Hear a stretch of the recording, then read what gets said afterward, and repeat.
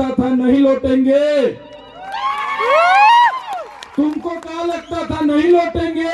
गलत। जब तक तोड़ेंगे नहीं तब तक छोड़ेंगे नहीं। हमको क्या अंडू पंडू गंडू छंडू समझ के रखा है क्या? ये चैतर वसावा है, चैतर वसावा। कभी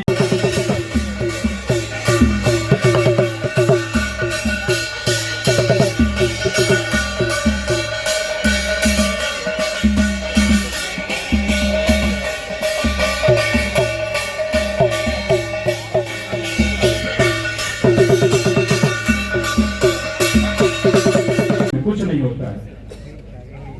तो आप इन चीजों को ध्यान में रखिएगा। चेतर भाई आने वाले हैं, चेतर भाई को ध्यान से सुनिएगा, समझिएगा। आम आदमी पार्टी एक विकल्प बन के कहीं न कहीं पूरे राष्ट्र में आई है, एक विकल्प है। हमारे पास साधन कम है, हमारे पास संसाधन कम है, बहुत कम साधन है, इसलिए हम चुनाव बहुत ज्यादा लड़ नहीं पाते और जीत नहीं पाते। जहां पे आप जैसे लोग खड़े हो जाए वहां पे हम लोग लड़ते हैं। पिछली विधानसभा में भी हमको 50,000 से ज्यादा वोट यहाँ आए थे कि नहीं आए थे? आप नहीं दिए थे ना, आपके भाई ने दिया नहीं, बगल वाले ने, वरना हमारे यहाँ का एमएलए हमारा होता और व्यवस्था अलग होती है।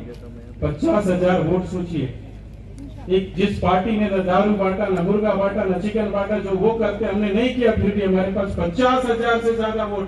बगल की विधानसभा कपराड़ा में, बगल की विधानसभा कपराड़ा में भी हमको 50,000 से ज्यादा वोट मिले ना, आप ही ने दिए ना। अब आपको बाजू वाले को जागृत करना है कहीं ना कहीं। आप जागृत करेंगे ना तो हमारा विवाह होगा। वहां के कपराड़ा के एमएलए को क्या करना है? वो संपन्न आदमी है भाई, उसको कोई जरूरत नहीं है आपके दुख सुख से।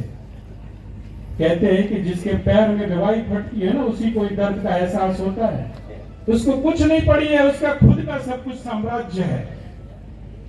तो मैं 2 विधानसभा का नाम लिया जहां पे हमने पिछली बार बहुत अच्छा किया था आपके सहयोग से, और ये 27 में तो हमारा वाला ही चाहिए। ये संकल्प आप लेके यहाँ से जाइएगा। जितना भी आपको परगलाए, जितना भी आपको भटकाए, भटकिएगा मत। अपना बहुमूल्य वोट किधर डालिएगा? तो झाड़ू झाड़ू झाड़ू झाड़ू, बस याद रखिएगा। और हम आपको देंगे कैंडिडेट ना तो साफ होगा, अगर साफ नहीं होगा ना तो उसको भी मत वोट दीजिएगा। मैं जिम्मेवारी के साथ ये बात कह रहा हूँ। लेकिन हम ना आपको चिकन देने वाले, न बटन देने वाले, न दारू देने वाले, न पैसा देने वाले।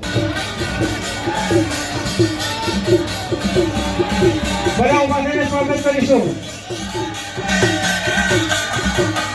भारत माता की चेतर बाजू मागे बढ़ो, बाजू मागे बढ़ो, चेतर बाजू मागे बढ़ो।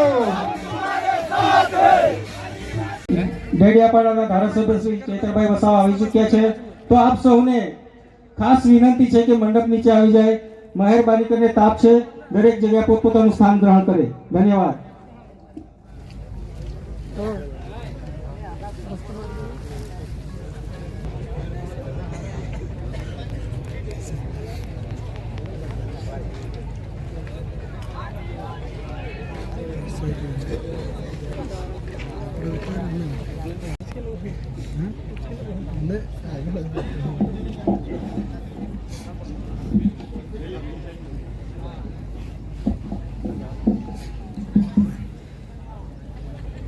ધન્યવાદ। આપ સૌનો આમ આદમી પાર્ટી ધરમપુર અને વલસાડ જિલ્લો સ્વાગત કરે છે। તો હવે આપણે વચ્ચે માનનીય ધારાસભ્ય શ્રી ઉપમુખ ધરમપુર કરશે।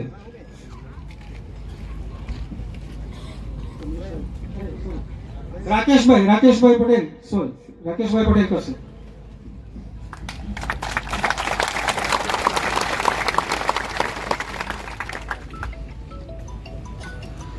સાથે ચેતરભાઈનું સ્વાગત ફરીથી એક વખત ગોવિંદભાઈ તંબાડી છે, એ પણ કરવા માંગે છે। ગોવિંદભાઈ।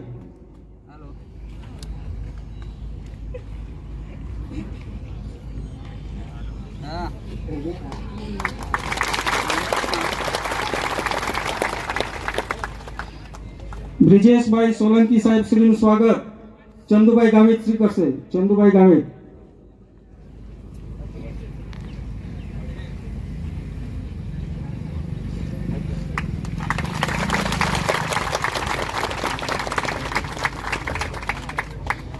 યુવરાજસિંહ જાડેજા સરનું સ્વાગત જયેન્દ્રભાઈ ગાવિત કરશે.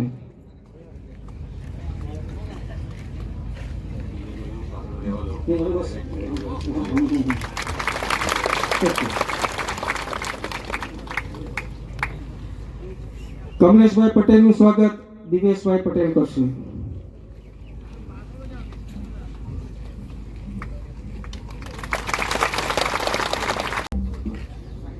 બોલો ભારત માતા કી.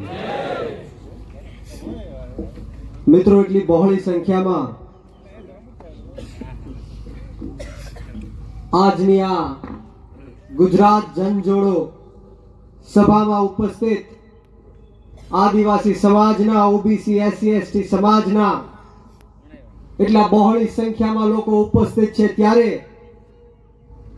આપ સૌને હું વિનંતી કરું છું કે આપણે જય ઘોષ એવો કરવાનો છે, ભારત માતાનો જય એવો બોલાવવાનો છે કે દૂર દૂર સુધી લોકોને ખબર પડી જાય કે આદિવાસી સમાજના સાવજ એવા ચૈતરભાઈ વસાવા સભાની અંદર ઉપસ્થિત થઈ ગયા છે. તો અહીંયા ઝાડવા નીચે ઉભેલા તમામ લોકોને હું વિનંતી કરીશ, આ મંડપની નીચે બેઠેલા તમામ લોકોને હું વિનંતી કરીશ કે બંને હાથ ઉપર કરી મુઠ્ઠી વાળી અને તાકાતથી બોલવાનું છે, ભારત માતા કી, ભારત માતા કી, જય જોહર, જય જોહર. ખૂબ ખૂબ આદિવાસી સમાજના સાવજ, આદિવાસી સમાજના સાચા રખેવાળ, અને જેઓએ હમણાં જ તાજેતરમાં આપણે સૌએ જોયું કે આ દેશના વડાપ્રધાન નરેન્દ્ર મોદીની ઊંઘ પણ હરામ કરી દીધી એવા ચૈતરભાઈ વસાવા માટે એકવાર જોરદાર તાળીઓ થઈ જાય. હું આદિવાસી સમાજને ખૂબ જ નસીબદાર ગણું છું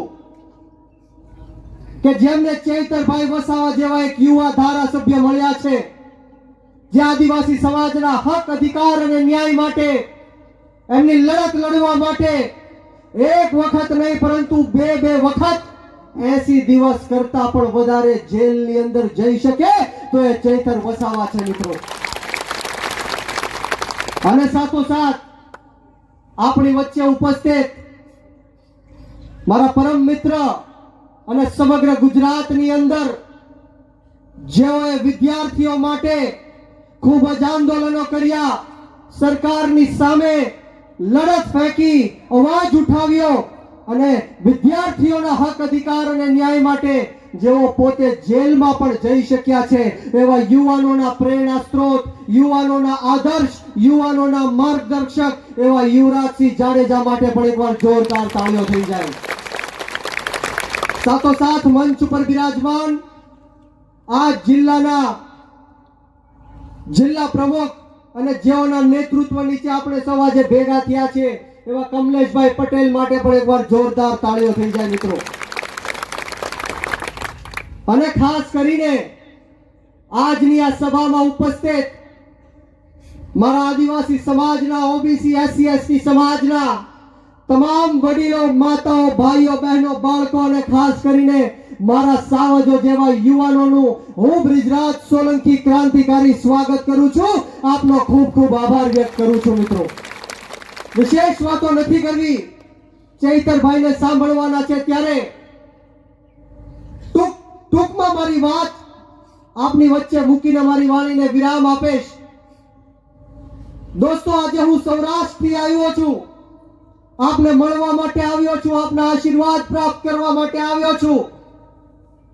મારે તમને એ કહેવું છે કે છેલ્લા 30 વર્ષથી આપને સૌએ આ ભ્રષ્ટ ભારતીય જનતા પાર્ટીને મત આપીને સભા કરીને ચૈતરભાઈને ખતમ કરી નાખું, પૂરા કરી નાખું, દબાવી નાખું.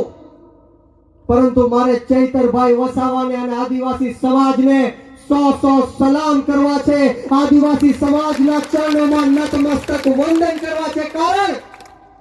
કારણ કે જે આ ભ્રષ્ટાચારી ભારતીય જનતા પાર્ટીને ઘમંડ હતો, એટીટ્યુડ હતું કે અમે હજારોની, લાખોની સંખ્યામાં નરેન્દ્ર મોદી સાહેબની સભામાં આદિવાસી સમાજના લોકોને ભેગા કરશું, પરંતુ મારે તમને ગર્વથી કહેવું છે કે 1 લાખ કરતા પણ વધારે ચૈતર વસાવાના એક ઈશારે આદિવાસી સમાજ બેઠકની અંદર ઉપસ્થિત થયો અને ગુજરાતની અંદર નહીં પરંતુ સમગ્ર ભારત દેશની અંદર ચૈતર વસાવાએ આદિવાસી સમાજનો ડંકો વગાડ્યો છે. મિત્રો, આદિવાસી સમાજની તાકાત છે. આ તાકાતને આપણે એક કરવાની છે, સંગઠિત કરવાની છે. આદિવાસી સમાજ ખેતી સાથે સંકળાયેલો સમાજ છે. આજે ખેડૂતો શા માટે આક્રોશમાં છે? ખેડૂતો શા માટે વિરોધ કરી રહ્યા છે? શા માટે ચૈતરભાઈ બોલે છે? શા માટે યુવરાજભાઈ બોલે છે? શા માટે આમ આદમી પાર્ટી બોલે છે? શા માટે આપણે સૌ ભેગા થયા છીએ? શા માટે આપણે લડાઈ લડવાની જરૂર છે?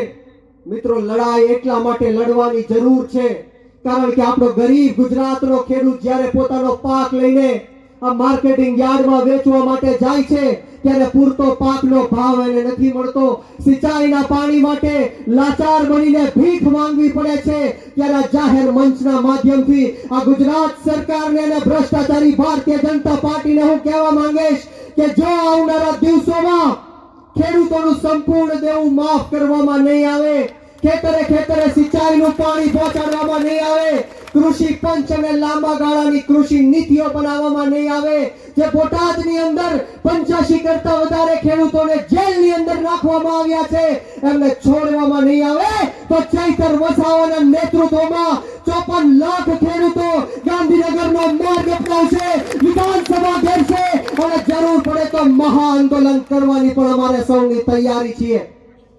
મિત્રો, મારે આજે તમને કહેવું છે કે આપણો ભારત દેશનો ઇતિહાસ એવું કહે છે કે જ્યારે જ્યારે પણ આદિવાસી સમાજ એક થયો છે, ગુજરાતનો ખેડૂત એક થયો છે, ત્યારે ઇતિહાસ રચાણો છે. જ્યારે જ્યારે પણ આદિવાસી સમાજ, ખેડૂત સમાજ પોતાના હક અધિકાર અને ન્યાયની લડાઈ માટે મરણીયો જંગ લડવા માટે નીકળે છે ત્યારે સામે કોઈ પણ સત્તા હોય કે સરકાર હોય એને ઉથલાવવાની તાકાત આદિવાસી સમાજના હાથમાં છે. મિત્રો, બોલો ભારત માતા કી, ભારત માતા કી જય. જોહાર, જય જવાન. બે હાથની મુઠ્ઠી વાળી આખા ધરમપુરમાં ખબર પડવી જોઈએ કે અહીંયા આમ આદમી પાર્ટીના હાવજો ભેગા થયા છે. એવો હાકલો, એવો ફટકારો, એવી ત્રાળ નાખવાની છે. બોલો જય જવાન. હા, એમ ગુજરાત જોડો યાત્રા અંતર્ગત જ્યારે આ પવિત્ર ભૂમિ ઉપર અને કહી શકાય કે હાંબેલાધાર વરસાદ થાય અને એ હાંબેલાધારની વરસાદની પહેલી જ ઋતુનો પહેલો જ વરસાદ આ ધરમપુરની ભૂમિ ઉપર જ્યારે પડતો હોય એવા જ હાકલા પડકારા સાથે જ્યારે તમે અમને સ્વાગત કર્યું છે ત્યારે એ સ્વાગતને વંદન કરીએ છીએ.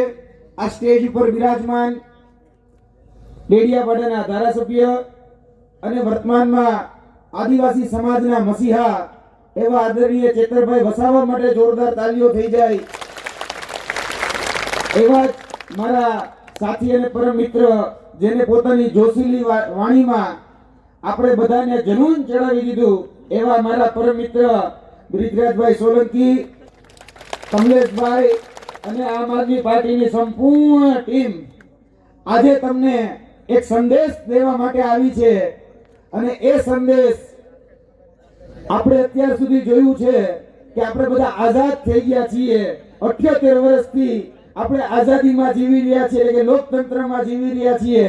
પરંતુ આજે અમે તમને લોકોને કહેવા માટે આવ્યા છીએ કે આ આઝાદ ભારતની આઝાદીની આ બીજી લડાઈ ચાલી રહી છે કે જેમાં જોવા જઈએ તો આપણા હક, અધિકારો અને ન્યાયનું એ સંપૂર્ણ રીતે હનન કરવામાં આવે છે.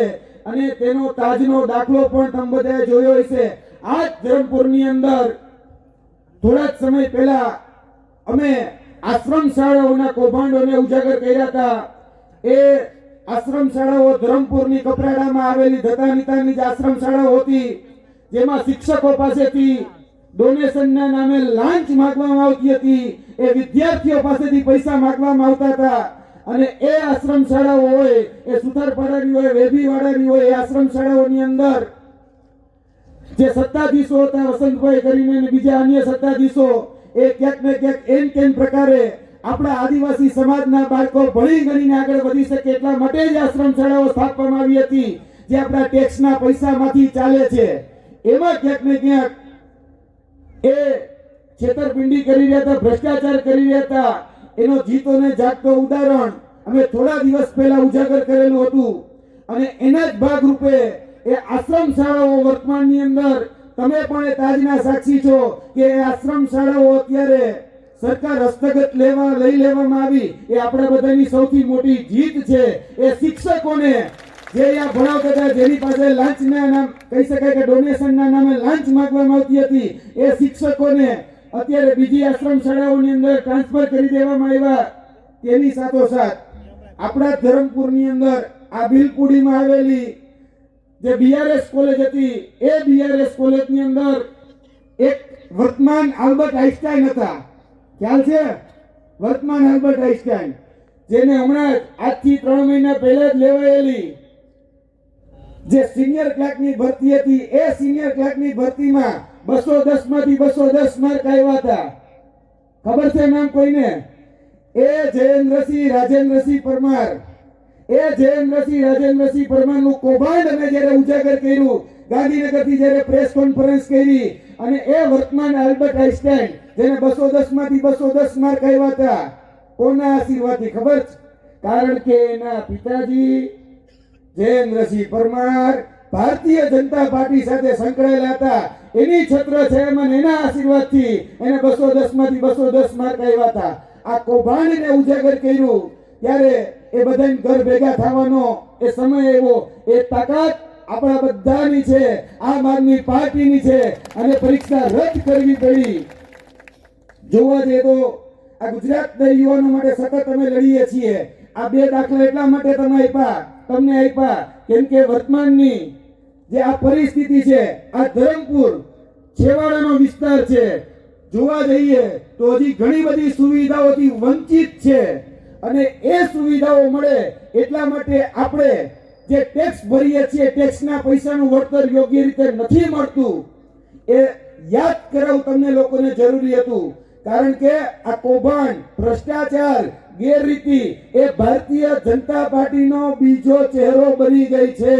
આ ભારતીય જનતા પાર્ટી જે આપણા લોકો, જે આદિવાસી સમાજ હોય, એસસી એસટી સમાજ હોય, ઓબીસી સમાજ હોય, જેના દીકરા એવા છો ને, તો એ જુઠ્ઠાલાલ જે કે છે કે તમને ભરમાવે છે, ભટકાવે છે, એ જુઠ્ઠાલાલને કહેવાનું કે ભાઈ તમે અત્યાર સુધી આદિવાસી સમાજના નામે ચરી ખાવ છો. તમે અત્યારે જો તાકાત હોય તો અપક્ષમાંથી અને કોઈ બીજી સીટ ઉપર જઈ અને એક વખત ચૂંટણી લડીને બતાવો, 5000 વોટ મળે ને, 5000 વોટ, તોય તમારા માટે કુરબાન છે બધું. તમને 5000 વોટ મળે નથી. તમે આદિવાસીના નામે જે ચરી ખાવ છો, આદિવાસીઓના નામે જે હક અધિકારો જે મળવા જોઈએ એ તમારી ભારતીય જનતા પાર્ટીની સરકાર આપી નથી રહી. એના સામેની આ મુહિમ, તમે પણ એ વાતના તાજના સાક્ષી છો કે હમણાં જ 2 દિવસ પહેલા 150મી ભગવાન બિરસા મુંડાની જે જન્મ જયંતિ ઉજવવામાં આવી, અને ગુજરાતના પનોતા પુત્ર અને દેશના પ્રધાનમંત્રી એવા આદરણીય નરેન્દ્રભાઈ મોદીએ એવું કીધું કે ભાઈ ડેડિયાપાડામાં જઈને સભા કરવી છે. તો ડેડિયાપાડાની સભામાં કોઈ આવવા તૈયાર ન થયું, એટલે એસટી બસો મૂકવી પડી. 1600 થી 1700 એસટી બસો મૂકી, તોય કોઈ આવવા તૈયાર, ગામમાંથી કોઈ આવે નહીં. તો ગામના આંગણવાડીના બહેનો, તલાટીઓ, બીજા બધા જે લોકો હતા એને ભેગા કરીને લઈ ગયા અને એને આદિવાસી બનાવી દીધા. સાચું ખોટું? પણ જે હતા, જે અસલી આદિવાસી હતા, એ બધાય ક્યાં ભેગા થયા? નેત્રાંગ ખાતે. ચેતરભાઈ વસાવાએ જે હાકલ કરી, ચેતરભાઈ વસાવાએ જે પડકાર કર્યો, તો 1 લાખ કરતા પણ વધારે જનમેદની એ ત્યાં નેત્રંગ ખાતે ભેગી થઈ. આપણે બધા ક્રિકેટ જોઈએ, પેલા બધા બોલરને ચાન્સ આપી દે કે ભાઈ આની વિકેટ પાડો. બધુંય તમારું તમને મુબારક, પણ અમારો આ હાવજ એટલે કે આદિવાસી હાવજ એ આ જંજીરમાં હોય તો પણ સૌથી વધારે બધા ઉપર ભારી છે ને? એટલે ગમે તમે જોયું હોય છે કે તમને એમ કહેવામાં આવે કે હિન્દુ ખતરામાં છે, તમને એમ કહેવામાં આવે કે મુસ્લિમ ખતરામાં છે, તમને એમ કહેવામાં આવે કે ઈસાઈ ખતરામાં છે, તમને એમ કહેવામાં આવે કે ખ્રિસ્તી ખતરામાં છે. આવી બધી વાતો કરવામાં આવતી હોય છે, આવે છે ને? પણ ખરેખર ખતરામાં શું છે ખબર છે? ખરેખર ખતરામાં આ છે, આ નેતાઓની ખુરશી ખતરામાં હોય ને ત્યારે તમને બધાને ભટકાવે ભરમાવે અને હિન્દુ મુસ્લિમના નામે ભરમાવે ભટકાવે ને કે ખતરામાં છે, પણ એની ખુરશી ખતરામાં હોય છે.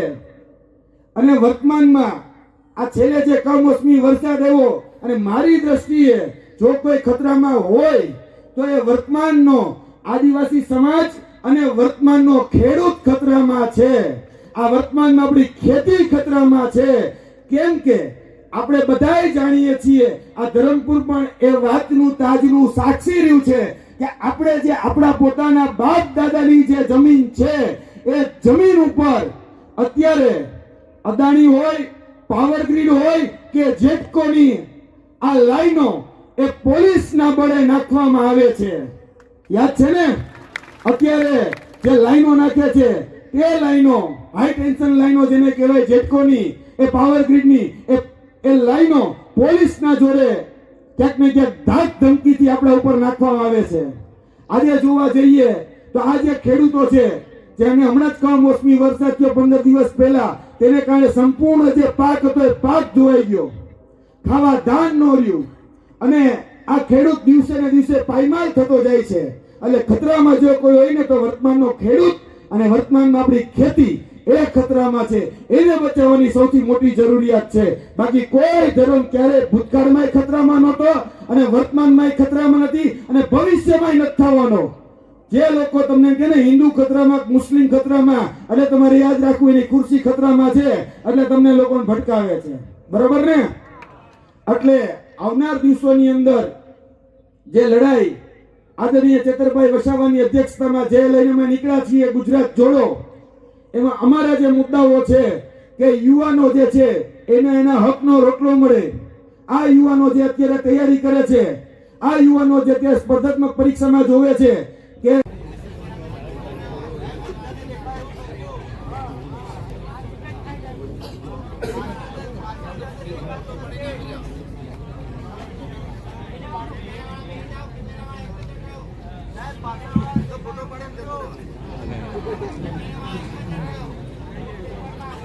જય આદિવાસી, જય જોહાર. પાછળવાળાના આ બાજુના બધા યુવાનો બોલતા નથી. મને લાગે છે સમય વધારે થઈ ગયો છે, બધા ભૂખા થયા છે એવું લાગે છે. હે? આ યુવાનો ને વડીલો કેમ વધારે જોશથી બોલતા નથી? અહીંયા છે ને 8-10 ભાજપના લોકો પણ આપણી વચ્ચે છે. એમને સાંસદે અને અહીંના એક મંત્રી છે બાજુના, એમણે મોકલેલા છે કે ભાઈ ચૈતર વસાવાની સભા છે, કેટલા લોકો ભેગા થાય એ જોઈ આવો અને જોજો ભાઈ સૂત્ર કેટલા જોરથી બોલે છે. એટલે બધા જ લોકોને હું સૂત્રો બોલાવીશ, એટલા જોશથી તમે સૂત્રો બોલજો કે એ લોકો જેને વિડીયો બતાવે તો પેલા લોકોને રાતે ઊંઘ ના આવે ને રાતે 2 ગ્લાસ પાણી પીને આપણું નામ લેવું પડે એવું કરવું પડશે આપણને. જય જવાન, જય જવાન, ઇન્કલાબ, ઇન્કલાબ. ધન્યવાદ.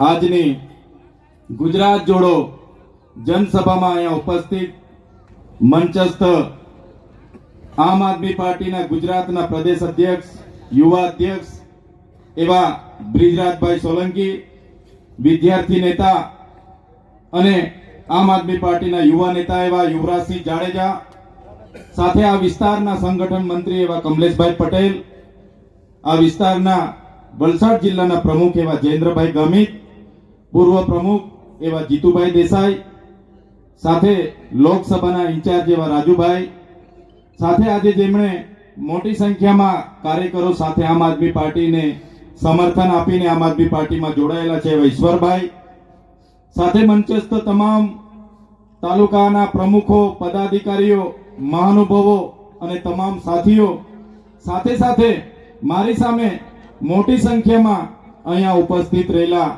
તમામ વડીલો, યુવાનો, માતા બહેનો, ભૂલકાઓ, સૌને મારા જોહાર વંદન કરું છું, સૌને મારા નમન કરું છું. સાથીઓ, આપણે બધા જાણીએ છીએ આપણો દેશ એ સંવિધાનથી દેશ ચાલે છે. બાબા સાહેબ ડોક્ટર જયપાલસિંહ મુંડા અને એવા લોકોએ બંધારણ ઘડ્યું અને એ બંધારણ થકી આખો દેશ ચાલે છે, નહીં કે નરેન્દ્રભાઈ મોદીના કાયદાથી કે અમિત શાહના કાયદાથી. ત્યારે સાથીઓ, આજે સંવિધાન ખતરામાં છે. કેમ ખતરામાં છે? આજે આ લોકો એમની સત્તા બચાવવા માટે આપણે શિક્ષણની વાત કરીશું, એ લોકો આપણને મંદિર મસ્જિદની વાત કરશે. આપણે રોજગારની વાત કરીશું, એ લોકો આપણને ભારત પાકિસ્તાનની વાત કરશે. આપણે આરોગ્યની વાત કરીશું, એ લોકો હિન્દુ મુસ્લિમની વાત કરશે. આપણે આપણા વિકાસની વાત કરીશું તો રાષ્ટ્ર ભાવનાની વાત થશે, આત્મનિર્ભરની વાત થશે. ત્યારે જે સંવિધાનથી આજે દેશ ચલાવવાનો હોય, જે કાયદાથી આજે દેશ ચાલતો હોય, એ સંવિધાન માં અનુસૂચિ 5 આદિવાસીઓ માટે લાગુ કરવામાં આવી છે. જે પ્રકારે ઓરિસ્સા, સિક્કિમ, ત્રિપુરા, મિઝોરમ, નાગાલેન્ડ, મેઘાલય અનુસૂચિ 6 ત્યાં લાગુ કરવામાં આવી અને તે અંતર્ગત ત્યાંની ચુસ્ત અમલવારી થઈ. બંધારણની કલમ 371 એ અંતર્ગત નાગાલેન્ડમાં, બંધારણની કલમ 371 જી અંતર્ગત મિઝોરમમાં, બંધારણની કલમ 371 એફ અંતર્ગત સિક્કિમમાં આજે કાયદા લાગુ થયા છે. ત્યાં આજે કોઈ પણ પ્રોજેક્ટ આવે, હાઈ ટેન્શનની લાઈન આવે, જીએમડીસી આવે, જીઆઈડીસી આવે, કોરિડોર કાઢવો હોય, ડેમ બનાવવો હોય, તો ત્યાં સૌ પ્રથમ ત્યાંની ગ્રામ સભાને સંમતિ લેવી પડે છે, તે વ્યક્તિની સંમતિ લેવી પડે છે, ત્યાંના લોક સુનાવણી કરવી પડે છે અને લોક સુનાવણી થયા બાદ ત્યાં પ્રોજેક્ટ નાખે છે, ત્યાં ડેમ બને છે. સર્વસંમતિ ના હોય તો કોઈ પણ જાતનો પ્રોજેક્ટ હોય, ચાહે 10,000 કરોડનો પ્રોજેક્ટ હોય, ચાહે 20,000 કરોડનો પ્રોજેક્ટ હોય, પણ અનુસૂચિ 6 શેડ્યુલ 6 માં ત્યાં જો ગ્રામ સભા સંમતિ નહીં આપે તો કોઈ પણ કલેક્ટર હોય, કોઈ પણ એસપી હોય, કોઈ પણ સરકાર હોય, એની પોલીસની ત્યાં કોઈ પાવર ચાલતો નથી, ગ્રામ સભાનો પાવર ચાલે છે. એ રાજ્યોમાં અનુસૂચિ 6 લાગુ છે, એની ચુસ્ત અમલવારી થાય છે. ત્યાં દેશના રાષ્ટ્રપતિએ પણ સભા કરવી હોય, દેશના વડાપ્રધાને સભા કરવી હોય, રાજ્યના મુખ્યમંત્રીએ સભા કરવી હોય, કલેક્ટરે ગામમાં ઘૂસવું હોય તો એ ગામ સભાની પરવાનગી લેવી પડે છે, પછી એ લોકો સભા કરી શકે છે અને પ્રવેશ કરી શકે. ત્યારે સાથીઓ, આપણો આદિવાસી વિસ્તાર અંબાજીથી ઉમરગાંવ, રાજસ્થાન, મધ્યપ્રદેશ અને મહારાષ્ટ્રને જોડતો આ બોર્ડર, કેન્દ્ર શાસિત પ્રદેશને જોડતો આ વિસ્તાર, બંધારણની કલમ 244 ની પેટા કલમ 13 અંતર્ગત અનુસૂચિ 5 માં આવે છે. 1996 નો પૈસા એક્ટ અહીંયા લાગુ છે. છતાં આ ગુજરાત સરકાર છેલ્લા 30 વર્ષથી આદિવાસીઓને સત્તાની રૂએ પોલીસનો ઉપયોગ કરીને, વહીવટી તંત્રનો ઉપયોગ કરીને અમારા લોકોને રંજાડી રહી છે. અમારી કુદરતી સંપદા, અમારી ખનિજ સંપદા, અમારી જમીન, જળ, જંગલ અને ખનિજો આજે છીનવા રહ્યા છે. ત્યારે આપણે બધાએ જાગી જવાની જરૂર છે મિત્રો. આજે તમે જોઈ લો, આ વિસ્તાર અનુસૂચિ 5 માં આવે છે. વલસાડ, ડાંગ, મહારાષ્ટ્રનું નાસિક હોય, નવસારી હોય, તાપી હોય, ત્યારે આ વિસ્તારમાં પાર, તાપી, નર્મદા લિંકના નામે આ લોકોએ જ્યારે પોતાનો પ્રોજેક્ટ જાહેર કર્યો, ફંડ જાહેર કર્યું, 61 ગામોની 6065 હેક્ટર જમીન આ ડેમો બનવાથી એમાં સંપાદિત થવાની છે, ડૂબવાની છે. ત્યારે આપણે છેલ્લા ઘણા વર્ષથી મેં વિરોધ કરીએ છીએ કે ભાઈ અમને આ 7 ડેમ નથી જોઈતા, અમારે આ નથી જોઈતું. પછી પણ આ ગુજરાત સરકાર, એમના કલેક્ટરો, એમના પોલીસ અધિકારીઓ ના દમનથી આપણા લોકો સાથે હેરાનગતિ કરે છે, ત્યારે 61 ગામના લોકોને અમે કહેવા માંગીએ છીએ, અમે જે વખતે પાર તાપી નર્મદા લિંકની આ વિસ્તારમાં વિરોધ થતો હતો, હું પોતે ધારાસભ્ય નહોતો, અમે ધરમપુરમાં પહોંચવાના પ્રયાસો કર્યા, અમને વ્યારામાં ડિટેન કર્યા, અમે વાઘોઈની સભામાં હતા, અમે વાસ્તાની સભામાં હાજરી આપી, અમે વ્યારાની સભામાં પણ હતા, અમે માંડવીની સભામાં પણ હતા, અમે સોનગઢની સભામાં પણ હતા, અને આવનારા દિવસોમાં જો અમારા 61 ગામના લોકોને હેરાન કરવામાં આવશે તો આ વિસ્તારમાં આર પારની લડાઈ કરવા માટે પણ અમે તૈયાર છીએ. ક્યાં સુધી અમારે દેશના વિકાસ માટે ભોગ આપવાનો? અમને વિકાસ સાથે કોઈ પણ જાતનો વિરોધ નથી, પણ જ્યારે આ વિસ્તારમાં ડેમોની જરૂર પડી, દેશના વિકાસ માટે જીઆઈડીસી ની જરૂર પડી, જીએમડીસી ની જરૂર પડી, નહેરોની જરૂર પડી, રોડ રસ્તાની જરૂર પડી, હાઈ ટેન્શન લાઈનોની જરૂર પડી, થર્મલ પાવર માટે જમીનની જરૂર પડી, ત્યારે અમારા આદિવાસી સમાજને અહીંયા એમના ગામથી ઉઠાડી દેવામાં આવ્યા, પોતાની સમાજ સંસ્કૃતિ પ્રકૃતિ સાથે છિન્ન ભિન્ન કરી દેવામાં આવ્યા. અને આજે જ્યારે અમે અમારા વિકાસની વાત કરીએ, અમારે આજે શિક્ષકો નથી, એના માટે આંદોલનો કરવા પડે, અમારા બાળકો માટે શાળા નથી, એના માટે આંદોલનો કરવા પડે, અમારા યુવાનો માટે રોજગાર નથી, એના માટે આંદોલનો કરવા પડે, અમારા ખેડૂતોની જમીનો બચાવવા માટે આંદોલનો કરવા પડે. પાવર ગ્રીડના કંપનીના લોકો, જેટકોના લોકો આજે કોઈને પણ પૂછ્યા વગર જ્યારે ખેડૂતોના ખેતરમાં થાંભલાઓ ટાવર ઊભા કરે છે, રજૂઆત કરવા જાય અમારા ખેડૂતો, પોલીસ એમના પર ખોટા કેસ કરે છે, કલેક્ટર ખોટી નોટિસો કાઢે છે, ત્યારે આ મંચ પરથી આ ભાજપની સરકારને કહેવા માંગીએ છીએ, આ દેશ તમારા બાપનો નથી, આ દેશ અમારા ખેડૂતોનો છે, આ દેશ અમારા ખેડૂતોનો છે, આ દેશ અમારા આદિવાસીઓનો છે. આજે જેટલા પણ પોલીસ અધિકારીઓ આવેલા છે એમના માટે એકવાર જોરદાર તાળીઓ પાડ્યો મિત્રો. આ પોલીસ અધિકારીઓ આપણા વ્યવસ્થા માટે, આપણે રક્ષણ માટે અહીંયા ઉભા છે, પણ હું એટલું જરૂર કહીશ, કેટલાક પોલીસ અધિકારીઓ આ સરકારનો હાથો બનીને અમારા આદિવાસી સમાજને ખોટી રીતે દંડે છે, અમારા ખેડૂતો સાથે લાઠીચાર્જ કરે છે, અમારા યુવાનો પર ખોટા કેસ કરે છે, ત્યારે એવા પોલીસ અધિકારીઓને પણ કહેવા માંગીએ છીએ, અમારો સમાજ આજે જાગી ગયો છે.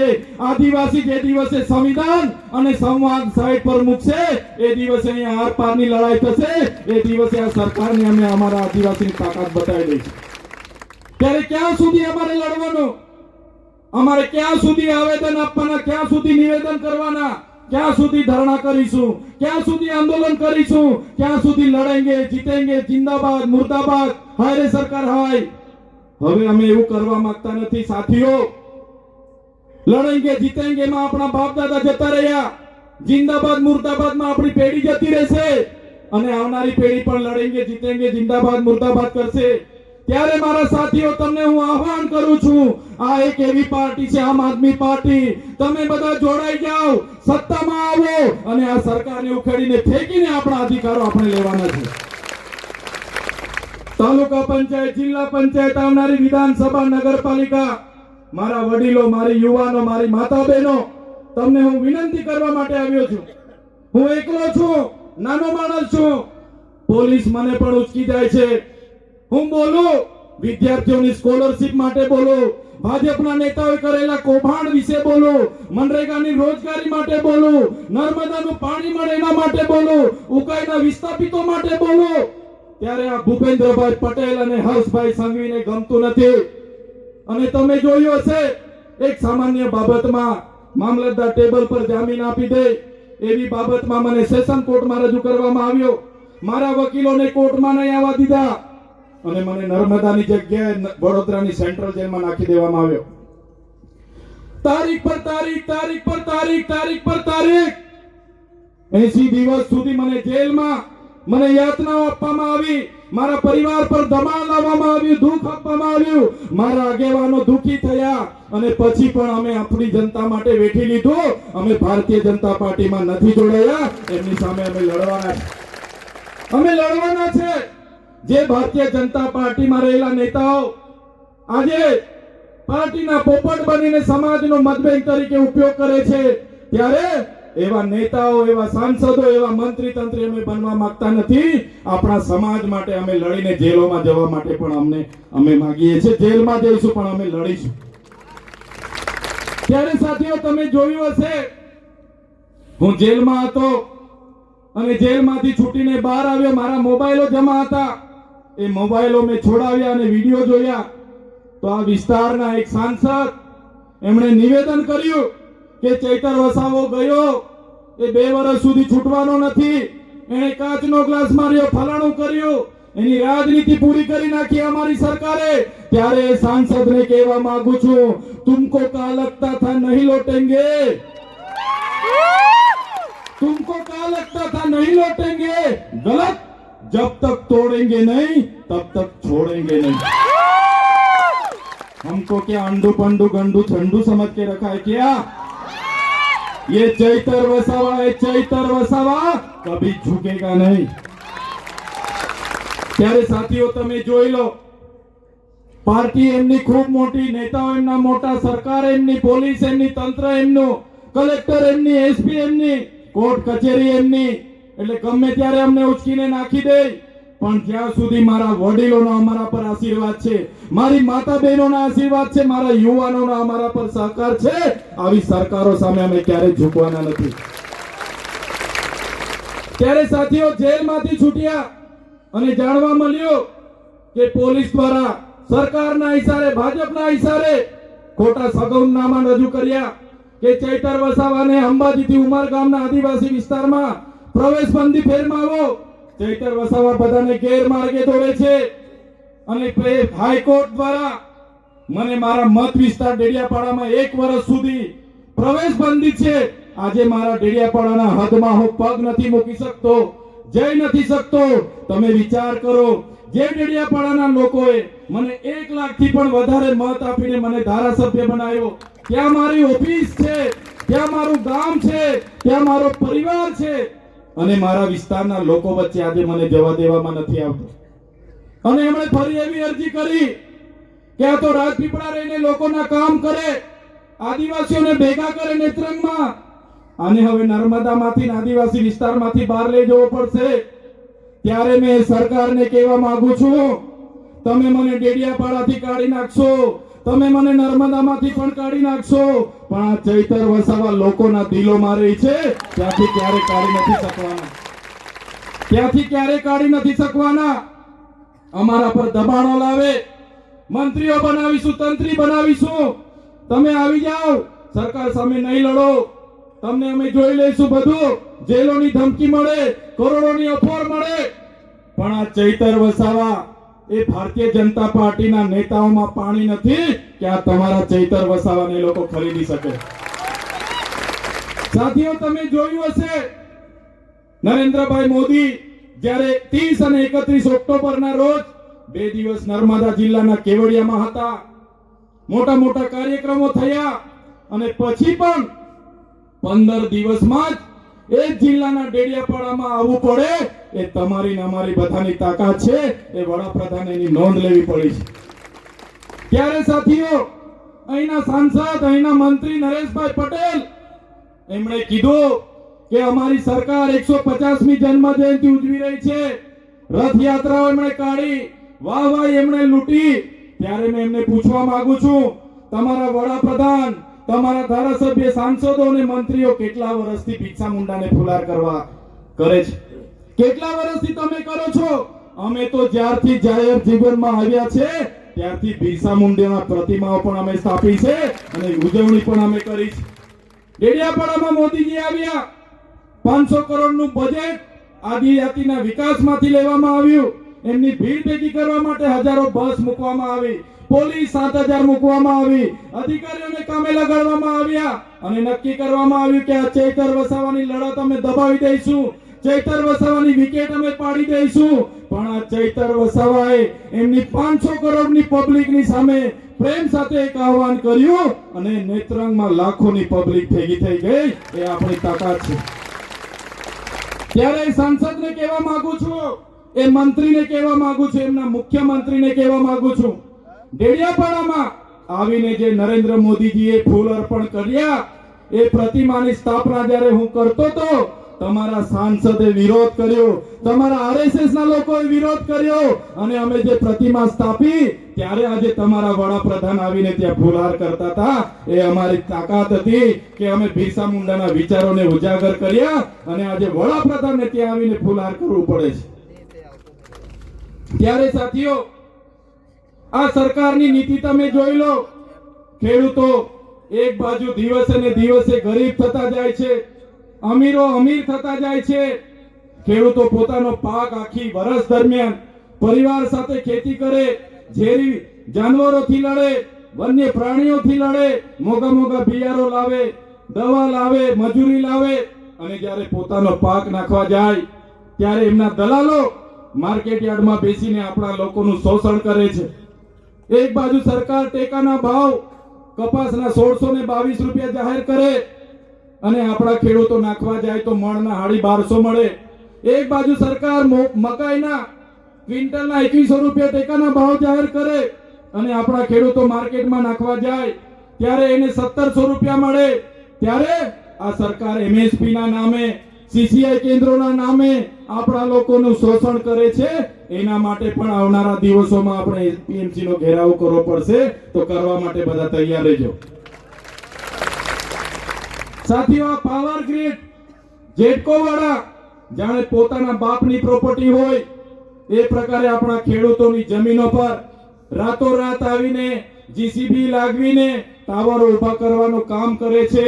ત્યારે આ જેટકો વાળાને પણ કહેવા માંગીએ છે, એમના ઈશારે કામ કરતા કલેક્ટરને પણ કહેવા માંગીએ છે, એમના ઈશારે કામ કરતા એસપી ને પણ કહેવા માંગીએ છે, આવનારા દિવસોમાં જો અમારા લોકોની જમીનો તમે આ રીતના છીનવ છો તો અમે હવે હકના નથી રહેવાના. અમે તમારા કચેરીનો પણ ઘેરાવો કરીને તમારો પણ અમે હુરિયો કાઢી દઈશું. ત્યારે સાથીઓ, તમે બોલો, સંવિધાનના આપણા પ્રાવધાનો છે, આપણી જોગવાઈઓ છે, અને એનું ઉલ્લંઘન કરીને, સત્તાનો ઉપયોગ કરીને જે આપણી જમીનો ખનીજો છીનવાઈ રહેલા છે, જળ જંગલ જમીન સંસાધનો આપણા છીનવાઈ રહેલા છે, સંસ્કૃતિ પર અતિક્રમણ થઈ રહેલું છે, વૈશ્વિકરણના નામે, ઔદ્યોગિકરણના નામે, ધર્માંતરણના નામે, ભણતરના નામે જે પણ આપણી સંસ્કૃતિ છીનવાઈ રહેલી છે, આપણે આજે નહીં જાગીશું તો આવનારા દિવસોમાં આદિવાસી કોણ હતો એ લાઇબ્રેરીઓમાં જોવા મળશે, મ્યુઝિયમોમાં જોવા મળશે. આપણે પોતે આદિવાસીઓ હતા એ સાબિતી કરવા માટે આપણે 15 પુરાવાઓ આપવા પડશે. ત્યારે મારા વડીલો, મારા યુવાનો, મારી માતા બહેનોને હું વિનંતી કરવા માટે આવ્યો છું કે આપણી સંસ્કૃતિ, આપણી અસ્મિતા એનું પણ જતન કરવા માટે આવનારા દિવસોમાં આપણે બધાએ જાગૃત થવું પડશે. સાથે સાથે એટલી વિનંતી આજે કરું છું, અમે બધા યુવા સાથીઓ ગુજરાતમાં પરિવર્તન લાવવા માટે, અધિકારીઓની લડાઈ લડવા માટે, ખેડૂતોની લડાઈ લડવા માટે, યુવાનોની લડાઈ લડવા માટે, મહિલાઓની લડાઈ લડવા માટે, આદિવાસીઓની લડાઈ લડવા માટે, દલિતો હોય, વંચિત હોય, પીડિત હોય, માઇનોરિટી હોય કે ઓબીસી હોય, બધાની લડત લડવા માટે અમે નીકળ્યા છે. તમારો સાથ અને સહકાર જોઈએ છે. જે લોકો સારા છે, સારું કામ કરવા માંગે છે, લોકોની સેવા કરવા માંગે છે, એવા તમામ લોકો આમ આદમી પાર્ટીમાં આવો. આપણે બધા સાથે રહીને આવનારા દિવસોમાં તાલુકા, જિલ્લા પંચાયતમાં તમે લડો, જીતો, સત્તામાં આવો, આવનારી વિધાનસભા લડો, અને 2027માં ગુજરાતની વિધાનસભામાં આપણે પરિવર્તન લાવીને આમ આદમી પાર્ટીની સરકાર બનાવીએ. આજ આપને વિનંતી કરું છું. એક બાજુ સરકારને ડર છે, સરકારે અમારા આંદોલનો જોયા, ખેડૂતોના આંદોલનો જોયા, અને સરકારે મંત્રીમંડળ બદલી નાખ્યું. દિલ્હીથી આખી ગુજરાતની સરકાર ચાલે છે, ત્યારે નવા મંત્રીમંડળ બદલવાથી તમારો ને અમારો કોઈ ઉદ્ધાર થવાનો નથી. આપણે 2027માં ગુજરાતની આ સરકાર આપણે બધાએ બદલી નાખવાની છે. તૈયાર છો બધા? પરિવર્તન લાવીએ તો ધન્યવાદ. આજની આ સભામાં તમે બધા મોટી સંખ્યામાં ઉપસ્થિત થયા, અમારું સ્વાગત કર્યું, સન્માન કર્યું, અને અમને બધાએ શાંતિથી સાંભળ્યા અને સહકાર આપ્યો. એ બદલ તમામ લોકોનો, આયોજક મિત્રોનો, મીડિયા મિત્રોનો, પોલીસ અધિકારીઓનો, બધા જ લોકોનો હું ખૂબ ખૂબ આભાર માનીને વિનમું છું. આભાર, ધન્યવાદ. યુવરાજસિંહ જાડેજા અને જિલ્લાના તમામ પદાધિકારીઓની ઉપસ્થિતિમાં હજારોની સંખ્યામાં જનમેદની સાથે અમે અહીંયા સંવાદ કર્યા છે. ત્યારે આ વિસ્તારમાં જંગલની જમીન ખેડતા ખેડૂતોને વન અધિકાર અધિનિયમ 2006 અંતર્ગત આજ દિન સુધી સરકારોએ સનતો નથી આપી અને જેમને જેમને સનતો મળી છે એમને પણ હજુ અધિકારો નથી મળ્યા. પાવર ગ્રીડ હોય, જેટકો હોય, એના લોકો બારોબાર કોઈ પણ ખેડૂતની સંમતિ વગર, ગ્રામસભાની પરવાનગી વગર કે પબ્લિક હિયરિંગ વગર બારોબાર પોતાના પ્રોજેક્ટો નાખી દે છે, ટાવરો રોપી દે છે અને નવી નવી સમસ્યાઓ વિસ્તારમાં ઊભી થયેલી છે. એ જ પ્રકારે પાર તાપી નર્મદા લિંકમાં આજે 61 ગામના લોકોને દહેશત છે. સરકાર એક બાજુ ફંડની જોગવાઈ કરી રહેલી છે, પ્રોજેક્ટ નાખવાની વાત કરે છે, ત્યારે જે પણ વિસ્તારમાં અહીંથી પાણી લઈ જવાની માટે 60 ડેમોનું નિર્માણ કરવા જઈ રહી છે સરકાર, જેનો અમે સખત શબ્દોમાં વિરોધ કરીએ છીએ. કેમ કે આ 60 ડેમોથી 61 ગામના ખેડૂતોને વિસ્થાપિત થવાની ભીતિ છે. તો આ પ્રોજેક્ટ સરકાર શ્વેતપત્ર જાહેર કરીને રદ કરે એવી અમારી માગણી છે. જો સરકાર આમ નહીં કરશે તો આવનારા દિવસોમાં બધા જ લોકોને સાથે રાખીને એ પ્રોજેક્ટનો અમારે સખત અને સખત વિરોધ કરવો પડશે. સાથે સાથે આ વિસ્તાર અનુસૂચિ 5 બંધારણના આર્ટિકલ 244ની પેટા કલમ 13 ક અંતર્ગત આવે છે. 1996નું પૈસા એક લાગુ છે. તો કોઈ પણ પ્રોજેક્ટ આવે, કોઈ પણ વ્યક્તિ બહારની અહીંયા આવે, જમીનોની ખરીદી કરે, તો અત્યારે ડબલ એની જમીન હોય કે વન અધિકાર અધિનિયમની જમીન હોય, તો સૌપ્રથમ વ્યક્તિની સંમતિ લેવી પડે, ગ્રામસભાની પરવાનગી લેવી પડે અને પબ્લિક હિયરિંગ કર્યા બાદ જ એ જમીન એમણે લેવી જોઈએ એવું અમે માનીએ છીએ. અમારા ભોળા લોકોને છેતરીને જે નવા નવા પ્રોજેક્ટોના નામે જમીનો છીનવાય છે એનો અમે સખત વિરોધ કરીએ છીએ. અહીંયા પણ મોહનગઢમાં 41 જેટલા પરિવારોને અહીંના વહીવટી તંત્રએ નોટિસો આપી છે. ત્યારે આ પરિવારો 3 પેઢીથી અહીંયા રહી છે. એમને જો કાલે ઉઠીને કોઈ હેરાનગતિ પ્રશાસન કરશે તો આવનારા દિવસોમાં ગુજરાત, મધ્યપ્રદેશ, મહારાષ્ટ્ર, દીવ, દમણ, સેલવાસાના તમામ લોકોને અમે આહવાન કરીશું. લાખો લોકો અહીંયા ભેગા થઈશું અને આ જનતાની સાથે અમે ઊભા રહીશું. આજે આમ આદમી પાર્ટી દિવસ અને દિવસે નવા લોકો જોડાય છે. આજે પણ અમારી સાથે અહીંના પૂર્વ ધારાસભ્ય ઈશ્વરભાઈ, એમના 400 થી 500 સમર્થકો સાથે અમારી સાથે જોડાયેલા છે, એમને આવકારીએ છીએ. કોંગ્રેસના પણ ઘણા સાથીઓ અમારી સાથે જોડાયેલા છે, એમને આવકારીએ છીએ. પાર્ટીમાં એમનું સન્માન જળવાય, એમના માર્ગદર્શનથી આવનારા દિવસોમાં પાર્ટી મજબૂત બને એ અમારા પ્રયાસો રહેશે. આવનારી તાલુકા, જિલ્લા અને નગરપાલિકાની જે ચૂંટણીઓ છે તમામ બેઠકો પર સ્વતંત્ર રીતે જ્યારે આમ આદમી પાર્ટી લડવા જઈ રહેલી છે ત્યારે તમામ ઉમેદવારો ખૂબ સારા મજબૂતાઈથી લડે, જીતે, સત્તા પર આવે એવા પ્રયાસો આમ આદમી પાર્ટી આજેથી કરવા જઈ રહી છે.